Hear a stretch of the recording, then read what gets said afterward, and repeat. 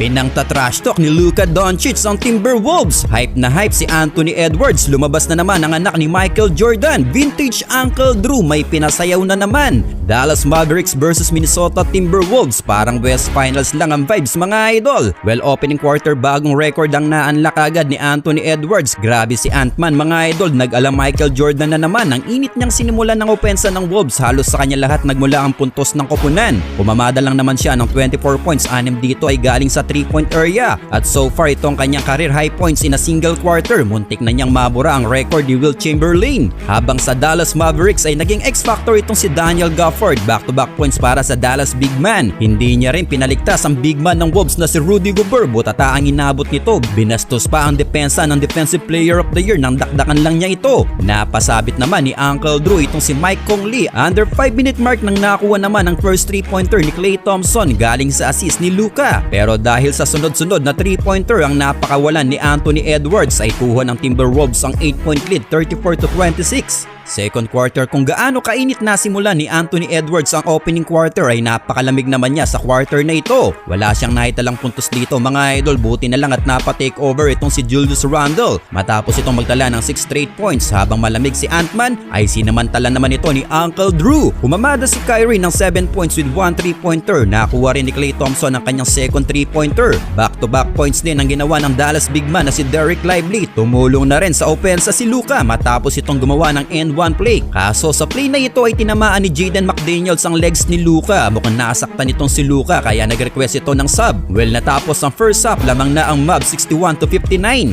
Starting of third frame ay mukhang hindi naman seryoso ang nangyari kay Luka at nakabalik pa nga ito sa laro. Kaso sa panimula ng quarter ay gumawa ng 10-0 run ng mga role player ng Wolves. Under 6-minute mark nang makuha na ang first goal ni Antman since first quarter. Kaso sa play na ito ay na-activate na naman ang Luka Magic sa kanyang behind the back pass and a 3-pointer para kay Spencer Dinwiddie. At after nyan mga idol ay bigla nang lumabas ang vintage Kyrie Irving at napa-takeover na nga si Uncle Drew para sa Dallas. Back-to-back 3-pointer for Kyrie at tinapos ang quarter sa isang left-handed layup. Natapos ang third frame, in control pa rin ang Dallas 93-82. Fourth and last quarter ay kumamada na dito ang dalawang superstar ng Dallas na si Kyrie at Luka. Kaso mga idol, gandang team effort ang nagawa dito ng Wolves. X-factor ang dalawang role player ng Wolves na si Jaden McDaniels at Alexander Walker na nagtala ng tatlong 3-pointer. Kaso last 4 minutes activated na naman ang vintage Uncle Drew mga idol. Pinasayaw pa si Julius Randle, another 3-pointer for Uncle Drew. Nasundan naman niya ng scoop layup ni Luka at last 1 minute mga idol, dagger 3-pointer for Luka Doncic. Parang naulit lang ang ginawa niya kay Rudy Gobert. Trash talk ang Timberwolves kay Luka mga idol. Sa huli ay panalo ang Dallas sa final score na 120-114.